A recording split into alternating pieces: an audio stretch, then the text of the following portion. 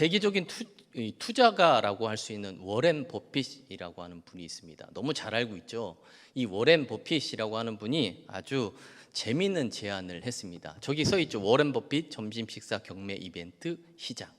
자, 이분이 자신과 함께하는 점심 식사를 경매에 내놓고 그 수익을 기부하겠다라고 발표를 했습니다.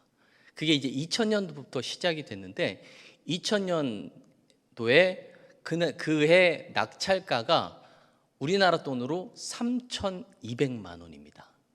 예, 이제 사진은 내려도 돼요. 네, 3,200만 원입니다. 놀랍지 않습니까? 점심 한 끼인데 별로 안 놀라시다고 하면 계속 들어보세요. 그럼 금방 놀랍니다. 자, 2010년도에는 그 낙찰가가 35억 4,500만 원입니다. 놀랍죠? 35억입니다. 3,500만 원 아니고 35억. 그리고 코로나 직전인 2019년도에는 59억. 점심 한 끼 식사가. 그리고 코로나 때문에 2년 동안 이 경매가 이루어지지 않았는데 2022년 6월에 이 경매가 다시 재개가 됐습니다. 얼마에 낙찰이 됐는지 아십니까? 246억에 낙찰이 됐습니다. 2,460만 원 아니고 246억. 정말 대단한 거죠. 저는 정말 깜짝 놀랐습니다. 그리고 굉장히 궁금했습니다. 도대체 식사 한 끼를 이렇게 많은 돈을 투자해서 먹으려고 하는 사람들은 도대체 어떤 사람들일까? 너무 궁금한 거예요. 그리고 이 사람들은 이 워렌 버핏을 만나서 어떠한 이야기를 듣고자 할까? 그리고 또 이게 하나 궁금했습니다. 이 사람들이 그 값을 지불하고 난 후에 식사를 한 끼 하면서, 물론 이 경매 중에서 제일 중요한 건 뭐냐면 이 최고의 투자가와 함께 투자에 대한 내용들을 이야기할 수 있고 그 외에 여러 가지 주제들을 이야기할 수 있는 그런 기회를 주는 거죠. 근데 이 돈을 지불한 후에 식사 한 끼를 함께 하면서 이야기를 나눈 후에 혹시 너무 이 돈 아깝다라고 후회하는 사람은 없었을까? 그래서 제가 막 찾아봤어요. 그랬더니 지금까지 후회한 사람은 한 사람도 없다라고 얘기합니다. 이번에 2022년도에 낙찰된 사람은 자신의 이름을 밝히지 않기를 원해서 익명으로 낙찰이 됐고요. 2019년 59억 원에 낙찰된 사람은 암호화폐를 트렌했던 CEO였던 저스틴 선이라고 하는 사람이었습니다. 이 사람에게 기자가 그렇게 물었대요. 도대체 만나서 뭘 물어봤습니까? 그래서 이 사람이 한 얘기가 자신이 만든 암호화폐에 대해서 이야기를 나눴다는 겁니다. 최고의 투자가가 바라본 이 암호화폐의 미래가 과연 어떤지가 너무 궁금해서 그 많은 돈을 거액을 내고 그 워렌 버핏과의 만남을 통해 자신이 듣고자 하는 답을 들었다는 것입니다. 저는 이 사람이 너무 부러웠습니다. 제가 이렇게 부럽다고 하니까 돈이 많은 걸 부러워하셨구나 생각하겠지만 그건 아닙니다. 물론 뭐 조금은 59억을 금방 낼 수 있는 그런 재력가라는 게 물론 부럽기는 하지만 그것보다 배우려고 하는 그 배움을 위해서 아낌없이 투자를 할 수 있었던 그 열정이 부러웠다는 것입니다. 자, 우리에게 한번 적용을 해보겠습니다. 자, 여러분들은 워렌 버핏보다 더 어마어마한 주님을 만나고 있습니다. 그럼 그 주님을 만나기 위해서 얼마만큼 최고의 투자를 하고 계십니까? 또한 그 주님을 만나고 싶은 그 열정이 얼마나 있냐는 겁니다. 이 성전에 올라가는 그 마음 가운데 얼마나 많은 열정을 가지고 이 성전을 찾고 있냐는 것이죠. 주님께 드리는 것에 이만큼의 열정을 가지고 드리고 있는지, 또 그 드림에 기뻐하고 있는지, 하나도 아까워하지 않고 우리가 주님께 드리고 있는지 우리 자신들의 신앙을 돌아보셔야 된다는 거죠. 다시 한번 주님을 향한, 또 성전을 향한 열정이 다시금 회복되어서 성전을 찾고 주님을 만나는 참된 신앙인이 되시기를 주님의 이름으로 축원합니다. 자, 오늘 시편 120편부터 134편까지 이 15편은 이스라엘 백성들이 암송을 하면서 예루살렘의 성전에 오를 때 많이 암송했던 구절들입니다. 그래서 대부분 굉장히 짧습니다. 왜요? 암송을 해야 되기 때문에. 오늘 우리가 읽은 시편 이 127편은 솔로몬이 마지막 말년에 쓴 시가 바로 이 127편입니다. 그는 평생 집을 짓는 왕이었다라고 말할 수 있을 만큼 오랜 시간 동안 성전과 왕궁을 지었습니다. 40년의 재임 기간 동안 20년 동안 성전과 왕궁을 지었으니 얼마나 많은 시간을 성전과 왕궁을 지었습니까? 그런데 그런 그가 의미심장한 고백을 오늘 합니다. 1절의 말씀입니다. 여호와께서 집을 세우지 아니하시면 세우는 자의 수고가 헛되며 여호와께서 성을 지키지 아니하시면 파수꾼의 깨어있음이 헛되도다. 집이나 성, 그러니까 이것은 가정이나 나라나 모두 다 하나님이 세워주시고 지켜주시지 않으면 헛되다라고 오늘 고백을 하고 있다는 것입니다. 또한 5절까지의 내용을 보면 나라에 대한 것보다 가정이 그렇다라고 하는 말들을 더 많이 하고 있다는 것이죠. 자, 솔로몬은 왕이었지만 가정의 소중함을 알고 있었습니다. 또한 가정 때문에 고민과 상처가 많았던 왕이 솔로몬 왕이었다는 것입니다. 자, 오늘날도 마찬가지죠. 믿지 않는 가정은 그러려니 합니다. 성도, 믿는 가정이 이러한 상황 가운데 있는 가정들이 참 많다는 겁니다. 상처가 많고 고민이 많은 가정들이 많다는 것이죠. 부모가 크리스찬인 청년들을 대상으로 해서 설문조사를 했습니다. 어떤 설문이냐면 누구로부터 가장 상처를 많이 받는가라는 질문이었습니다. 근데 그 응답이 정말 놀라운 것이 그 청년들의 63%가 부모에게 상처를 받고 있다라고 답을 했다는 것입니다. 믿는 가정인데도 불구하고 끊임없이 부모가 자녀들에게 상처를 주고 있다는 것입니다. 야, 교회 가야 돼. 예수 믿어라.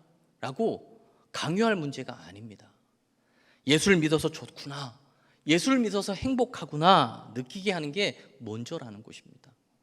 과연 우리는 그러한 삶을 살고 있는지, 또한 우리의 가정은 그러한 가정이 되고 있는지 우리가 잘 살펴봐야 한다는 것입니다. 다 부족하죠. 저도 부족합니다. 그래서 솔로몬도 마찬가지로 부족한 부분들이 있어서 오늘 성전에 올라가서 그 답을 찾으려고 하고 있습니다. 가정에 대한 고민을 하면서 시편 127편을 노래하고 있다는 것이죠. 그리고는 제일 먼저 여호와께서 집을 세우지 아니하시면 세우는 자의 수고가 헛되고 여호와께서 성을 지키지 아니하시면 파수꾼의 깨어있음이 헛되도다라고 고백을 하면서 성전을 올라가고 있다는 것입니다. 여호와 없이는 안 된다는 심정으로 맡기는 것입니다. 그냥 맡기는 것이 아니라 모든 게 당신께 달려 있습니다라는 철저한 믿음을 가지고 맡기려고 지금 성전에 올라가고 있다는 것입니다. 자, 왜 그럴까요? 그것은 하나님이 바로 가정의 설계자이고 세상의 설계자이기 때문에 그렇습니다. 그래서 솔로몬이 여호와를 주인 삼고 맡겨야 가정을 세울 수 있다라고 고백하고 있고, 내 뜻대로 하지 말고 하나님의 뜻을 구하라고 얘기하고, 내 힘으로만 하지 말고 하나님께 구하는 그런 삶을 살아라고 우리에게 간구하고 있다는 것입니다. 또한 그것을 위해 성전에 오르고 있다는 것이죠. 솔로몬 하면 지혜의 화신 아닙니까? 얼마나 성전을 잘 지었겠습니까? 그런데 그럼에도 불구하고 자기 지혜대로 짓지 말라고 말합니다. 은과 금을 벽돌처럼 사용했음에도 불구하고 돈으로 짓지 말라는 것입니다. 수많은 사람들을 동원해서 성전을 지었음에도 불구하고 사람의 힘으로 지으면 헛되다라고 오늘 고백을 하고 있다는 것이죠. 여호와께서 세우셔야 든든하고 무너지지 않는 집, 가정, 나라, 교회가 될 수 있다는 것입니다. 솔로몬은 자기 집을 그렇게 하나님께 맡기기 위해 성전에 올라가고 있다는 것입니다. 그리할 때 하나님께서 주실 복을 기대하는데 그 복이 바로 이 세 가지였습니다. 오늘 이 세 가지가 어떤 것인지를 함께 알아보면서 우리가 함께 은혜를 나누고자 합니다. 첫 번째는 우선 내 수고와 노력에 대한 정당한 대가를 보장받는다는 것입니다. 자, 2절의 말씀 보니까 너희가 일찍이 일어나고 늦게 누우며 수고의 떡을 먹음이 헛되도다. 자, 인생은 내 수고와 내 노력으로 열매 맺는 것이 아니라는 것이죠. 하나님이 은혜를 주셔야 축복을 받고 그 축복을 받아야만 열매를 맺을 수 있다는 것을 다시 한번 우리에게 가르쳐 주고 있다는 것입니다. 자, 생각해 보세요. 온갖 수고를 아끼지 않았는데도 불구하고 내 손에 아무것도 들어오지 않을 때 얼마나 허무하고 허망합니까? 자, 새벽같이 일어나서 밤늦도록 열심히 일을 했는데 벌어지는 것은 없고 오히려 빚만 생긴다고 생각해 보면 굉장히 허무하다는 것이죠. 내 나름대로 열심히 공부하고 잠도 제대로 자지 않고 열심히 했는데도 불구하고 성적이 오르지 않을 때 그때는 얼마나 비참하고 허무합니까? 물론 노력해야 되는 게 당연한데 그것만으로는 안 된다는 것이죠. 하나님 없이 안 됩니다 라는 이 심정으로 하나님께 맡기는 기도가 우리의 삶에 있어야 된다는 것입니다. 열심히 뛰어야 하지만 주님께 전적으로 의탁함이 없으면 안 된다라는 것입니다.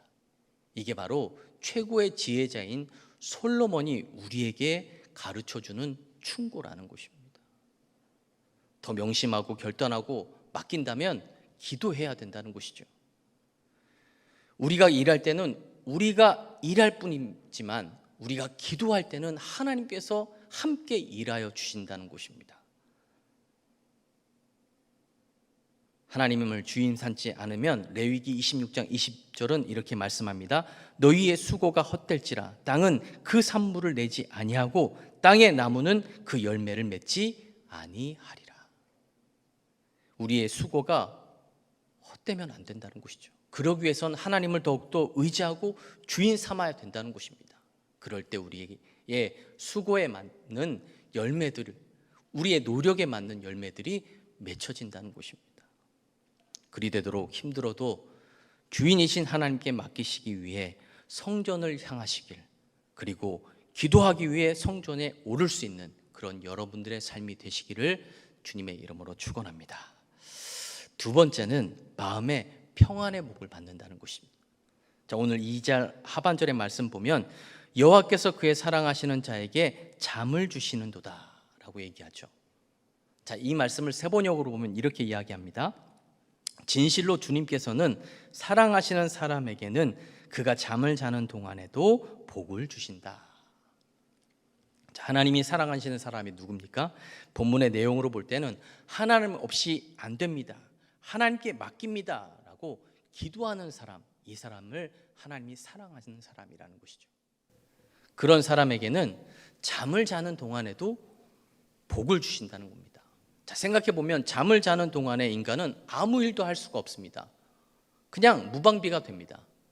그런데 그 시간에도 시편 121편 4절의 말씀처럼 졸지도 않고 주무시지도 않는 하나님께서 하나님께 모든 걸 맡기는 사람을 위해서 일하신다는 것입니다. 밤새 하나님이 그 모든 것들을 맡고 일하고 계신다는 사실을 우리에게 가르쳐 주는 거죠. 자는 동안에 그 집을 지키시고 떨어져 사는 자녀들을 지키시고 자녀들을 위해 세상을 움직이시고 사람을 움직이시는 그 일들을 한다는 것입니다. 무엇보다도 다음날 살아갈 새 힘을 얻게 하나님께서 계속해서 일하여 주신다는 것입니다. 그러니까 결국 하나님께 맡기는 자가 평안한 잠을 자게 된다는 것입니다. 흔히들 우리가 우스갯소리로 그런 얘기를 하죠. 예배 시간에 막 졸게 되면, 피곤하게 되면 그렇게 얘기합니다. 아, 오늘도 하나님께서 사랑하는 나에게 잠을 주시는구나. 그런 뜻이 아니라는 거죠. 한 목사님이 설교 가운데 이런 얘기를 하신 적이 있습니다. 매 설교 때마다, 예배 때마다 설교를 하시면 꼭 한 사람이 맨 앞에서 이렇게 졸고 있대요. 근데 그게 너무 신경이 쓰여서 설교가 제대로 안 되더라는 겁니다. 그래서 한 번은 신방을 가서 그분에게 물어봤대요. 도대체 왜 이렇게 조시는 건지. 그랬더니 이 교인이 목사님에게 이렇게 얘기했답니다. 목사님, 죄송스럽고 송구합니다.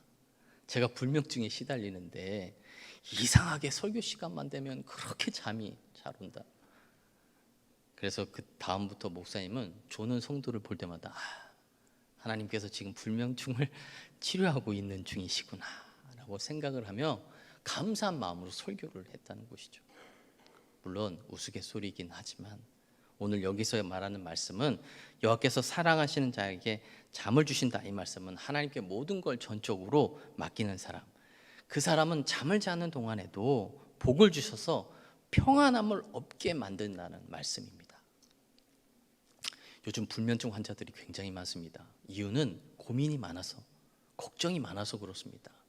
주님께서 말씀하시죠. 마태복음 11장 28절, 수고하고 무거운 짐진 자들아 다 내게로 오라, 내가 너희를 쉬게 하리라. 주님께 맡기고 안겨서 편안하게 자라고 말씀하십니다. 그럼에도 불구하고 우리는 여전히 주님께 맡기지 못하는 삶을 살아가고 있다는 것이죠. 사도행전 12장의 말씀 보면 베드로가 등장을 합니다. 옥에 갇혀서 내일이면 처형을 당할 그런 상황 가운데 있게 되죠. 근데 사도행전 12장 6절의 말씀 보니까 헤롯이 잡아내려고 하는 그 전날 밤에 베드로가 두 군인 틈에서 두 쇠사슬에 매어 누워 자는데 라고 얘기합니다. 말씀하죠. 아니, 내일 아침에 끌려가서 참수를 당하는 그런 상황 가운데 어떻게 잠이 올 수 있을까? 우리는 도통 이해가 되지 않잖아요. 그런 상황이면 어떻게 잠을 잘 수 있겠습니까? 걱정 근심 때문에 도무지 잠이 안 오겠죠. 근데 지금 베드로는 잠을 자고 있단 말이죠. 어떻게 해요? 두 교도관 틈에 쇠과랑에 묶인 몸으로 지금 잠에 골아떨어져 있다는 것입니다. 얼마나 깊이 잤냐면 사도행전 12장 7절의 말씀 보니까 총사가 이렇게 깨우니까 일어나질 않는 거예요. 그래서 옆구리를 툭 칠 정도로, 그렇게 해서 깨울 정도로 그렇게 골아떨어져서 잠을 자고 있는 게 베드로였다는 것입니다. 저는 정말 부러웠습니다. 어떻게 저렇게 잘 수 있었을까? 그 이유는 자기의 운명을 전적으로 주님께 다 맡겼다는 것입니다. 그러면 평안하게 잠을 잘 수 있다는 것이죠. 우리들의 가정을 전적으로 주님께 맡겨야 된다는 것입니다. 우리들의 자녀를 전적으로 주님께 맡겨야 된다는 것입니다. 그러면 주님께서 그 가정을, 그 자녀들을 책임져 주시고 우리의 삶을 평안하게 해 주실 수 있음을 다시 한번 기억하시고 이 평안의 복을 누릴 수 있는 믿음의 삶을 살아가는 여러분들 되시기를 주님의 이름으로 축원합니다. 세 번째는 자식과 자손이 잘 된다라는 말씀을 하고 있습니다. 자, 3절과 4절의 말씀입니다. 보라, 자식들은 여호와의 기업이요 태의 열매는 그의 상급이로다. 젊은 자의 자식은 장사의 수중에 화살 같으니. 자, 이 말씀 누가 뭐래도 자식은 하나님의 복이라는 겁니다.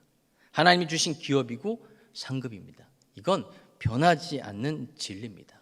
그러기에 소중하고 우리가 그 자식을 잘 키우고자 하는 마음이 있다는 것이죠. 근데 요즘 부모님들이 흔히 이야기하는 게 뭐예요? 자식이 내 마음대로 되지 않는다는 거죠. 이렇게 했으면 좋겠는데 이렇게 되지 않는다는 겁니다. 부모의 노력, 간섭으로 또 애정만으로 이제는 자식을 잘 키울 수 있는 그런 세상이 아니라는 것입니다. 자식에 대해 부모가 할 수 있는 게 많지 않습니다. 이런 말이 있죠. 자식들에 대해 하는 일에 대해서 너무 알려고 하면 다친다라는 얘기를 합니다. 그건 뭐냐면 조금 이제 자녀들이 크게 되면 부모의 품을 떠나고 부모의 생각에서 떠나게 된다는 것이죠. 그리고 그 아이들만이 갖고 있는 가치관이 부모와 다르다는 것입니다. 세계관이 다르고 가치관이 다르고 또 그들이 이루고자 하는 일들이 다 다르다는 것이죠. 그래서 그 자녀들을 존중해 줘야 되고 일일이 작은 것까지도 캐묻지 말아야 된다는 겁니다. 이렇게 얘기하니까 뭐 방치하라는 얘기는 아닙니다. 주님께 맡겨야 된다는 것이죠. 우리가 할 수 있는 게 없습니다. 자식 이기는 부모가 어디 있겠습니까?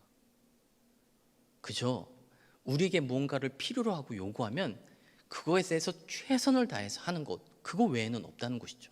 오직 주님께 다 맡기는 것입니다. 그리고 기도하는 겁니다. 돈도 권력도 지혜도 최고인 솔로몬이 오늘 3절 그리고 4절에서 이렇게 말하는 거잖아요. 여호와께 맡기면 또 맡기고 기도하기 위해 성전에 오르면 하나님이 내 자식을 장사의 수중에 화살같이 되게 한다는 것입니다. 자, 이 이 말은 하나님의 기대와 부모의 기대에 명중하는 아들과 딸로 만들어 주신다는 겁니다. 탄탄해서 건강하고 화를 쏘면 목표에 백발백중시키는 아들과 딸로 하나님께서 책임지시고 만들어 주시겠다라고 오늘 3절 4절을 통해서 우리에게 가르쳐 주시고 보장하고 계신다는 겁니다. 저는 이 말을 굳게 믿고 싶습니다. 아주 100% 믿고 싶습니다. 시편 55편 22절의 말씀을 보면 내 짐을 여호와께 맡기라. 그가 너를 붙드시고 의인의 요동함을 영원히 허락하지 아니하시리로다. 모든 걸 여호와께 맡겨야 됩니다. 우리가 할 수 있는 게 아무것도 없습니다. 오직 주님께 맡기고 전적으로 기도하는 것. 그렇게만 하면 하나님은 철저하게 하나님은 우리의 자손들을 책임져 주신다는 것을 우리가 다시 한번 기억하셔야 된다는 것이죠. 또한 5절 하반절의 말씀 보니까 성문에서 그들의 원수와 담판할 때 수치를 당하지 아니하리로다 라고 말씀합니다. 패하지 않게 하시고 부끄럽게 하지 않게 하신다라고 우리에게 약속하고 있다는 것입니다. 우리가 자녀를 위해서 더 많이 기도하고 또 자녀를 위해서 성전에 많이 올라와야 된다는 것이죠. 그리고 전적으로 맡길 수 있는 믿음이 있어야 된다는 것입니다. 이제 이미 고인이 되신 이어령 박사가 우리 시대 최고의 지성과 영성을 갖추신 분이시죠. 하루는 어떤 분들이 찾아와서 교회를 비아냥거리면서 이렇게 시비를 걸더랍니다.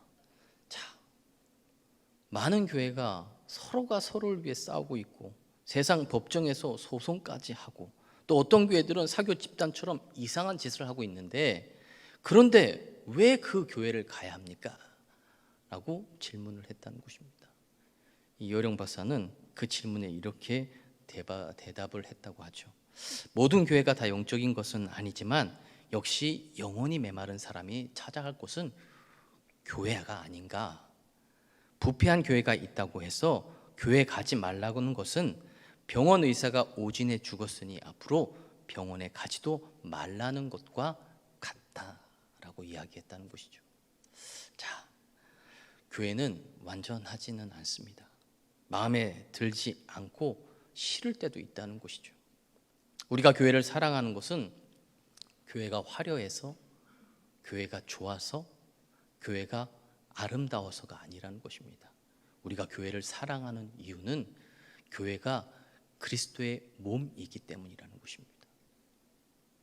부모가 마음에 들지 않는다고 사랑하지 않을 수 없는 것처럼 자식이 마음에 들지 않는다고 그 자식을 사랑하지 않을 수 없는 것처럼 교회도 마음에 들지 않는다고 사랑하지 않을 수 없다는 것입니다.